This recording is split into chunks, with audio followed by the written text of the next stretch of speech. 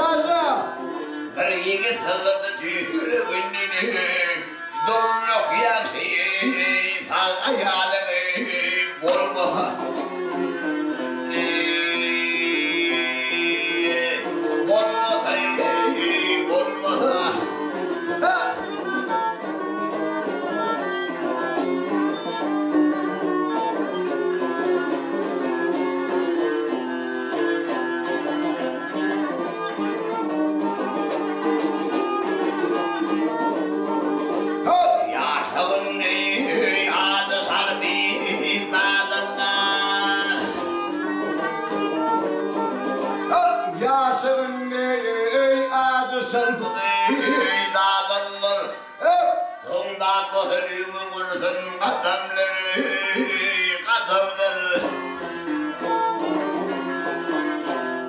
Araca.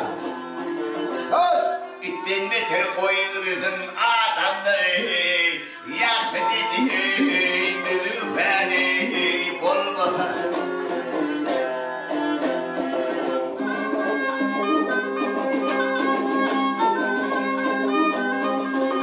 İttin beter koyuyorsun adamları. Yakşı dediğin beni bolmalı bahey.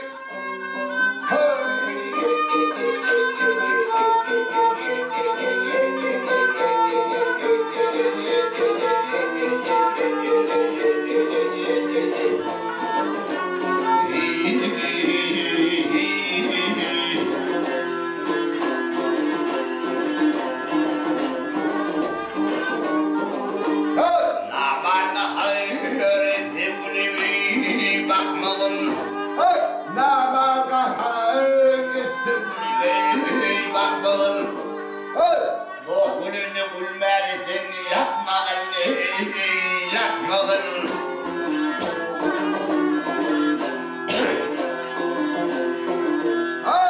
Kurbanın kötülüğü çıkmağın, Sus!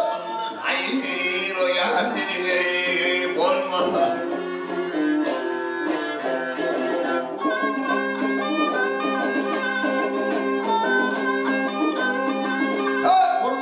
Köpçülüğe çıkmağın, doğuşunda hayroyanın midinin olmalı bahar.